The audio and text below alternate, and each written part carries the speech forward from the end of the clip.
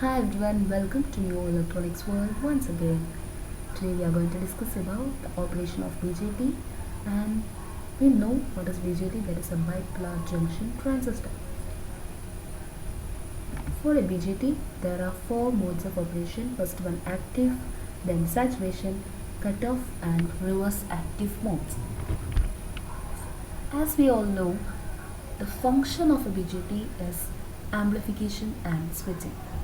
For amplification purpose, we will keep the BJT in active mode, and for switching purposes, we will keep the BJT either in saturation or in cutoff mode. As we all know, the transistor has mainly two junctions. First one emitter base and next one collector base junctions.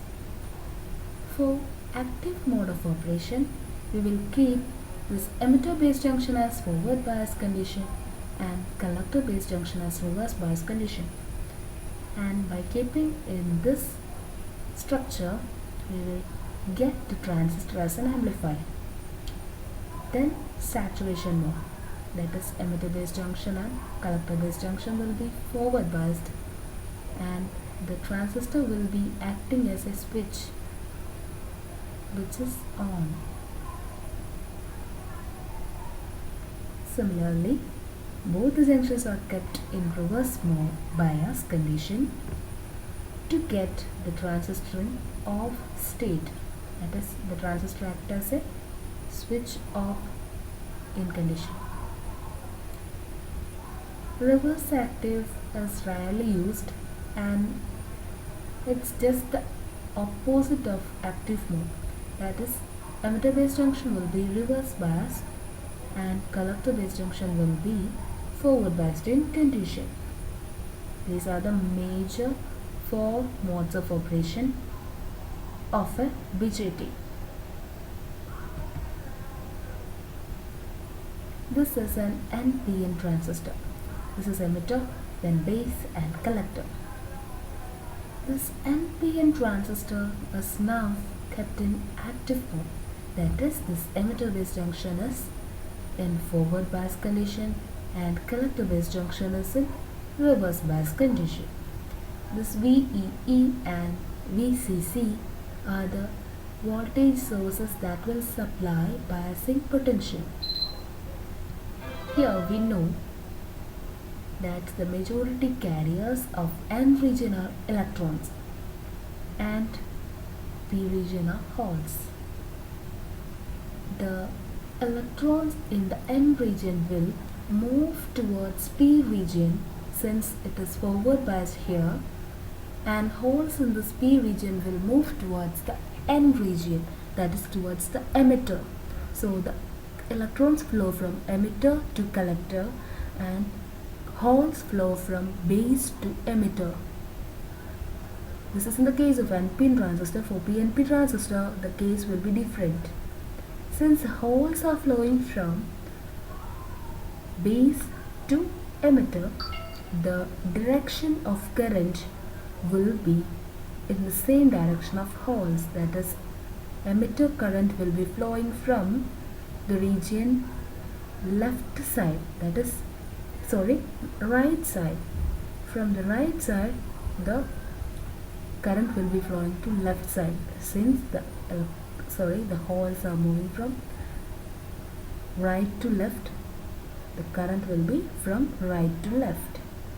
That is, from the P region to N region the holes are moving. So the current also will be moving from P region to N region.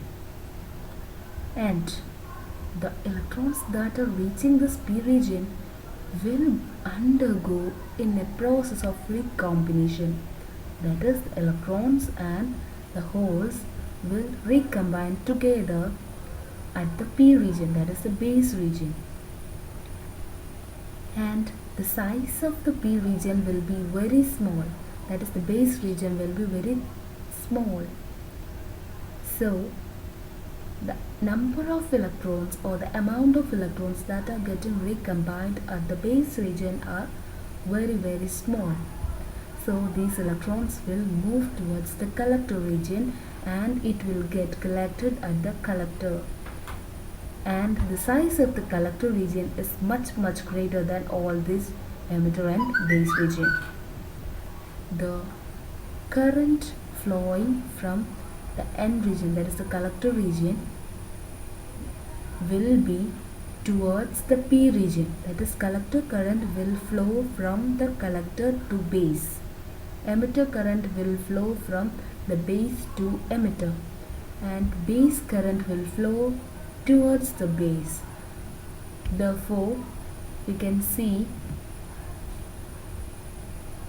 that the emitter current will be the sum total of the collector current and base current. Emitter current will be the algebraic sum of the collector current and base current. Okay.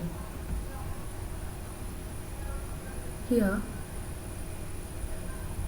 we know this VEE is supplying bias voltage to this EB junction, that is the positive terminal is connected to P region and negative terminal is connected to N region, that is it is forward bias condition, and VCC will supply positive potential to N region and negative potential to P region, so it is in reverse biased in condition.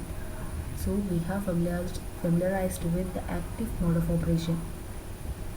The same thing we can see here, that is the electrons are getting injected to P region, that is to the base region, and these electrons will get recombined here, and the electrons injected will move towards base region, and after recombination some will move towards this direction, and the current will be moving towards opposite direction, and the other electrons will be moving towards the collector region, and the collector current flows from the collector to base, and emitter current flows from base to emitter, and this is forward bias junction and this is reverse bias junction.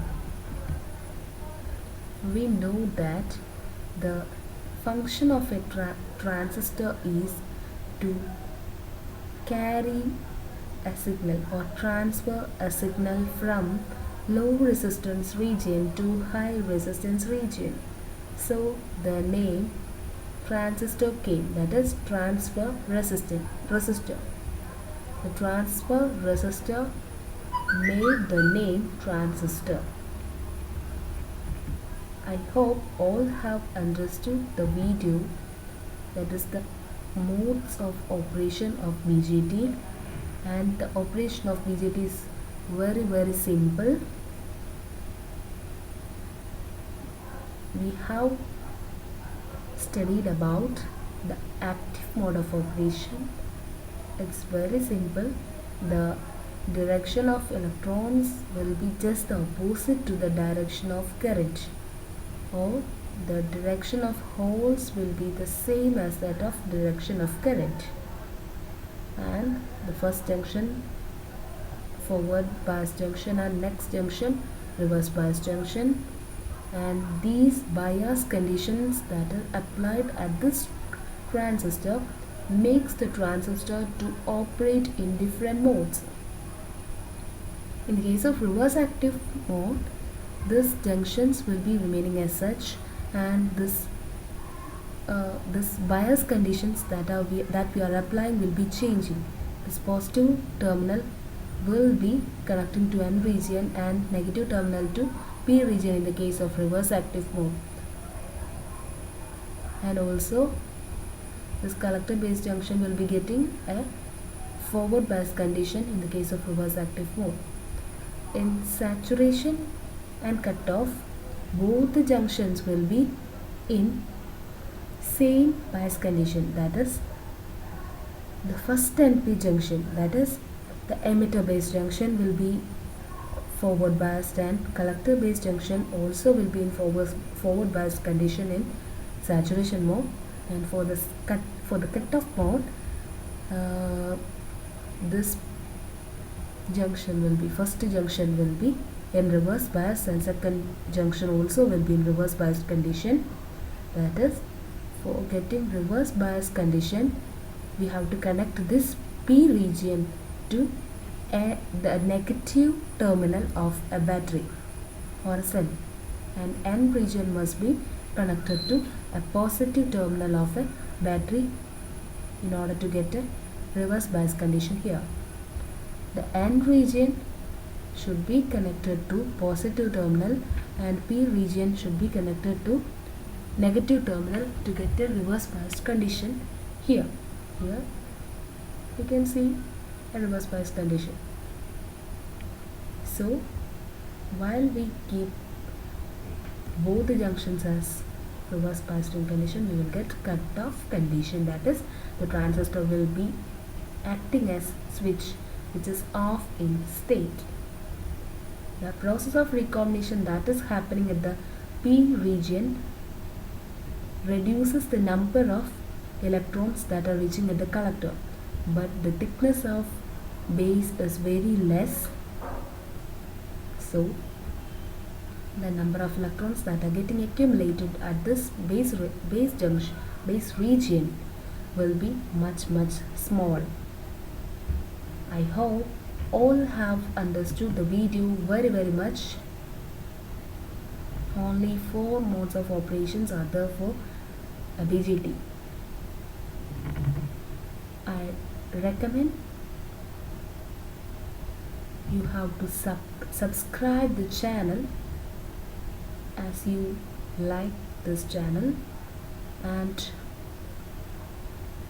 we can familiarize with the more and more about the BJT and other branches and other things in electronics later. Thank you.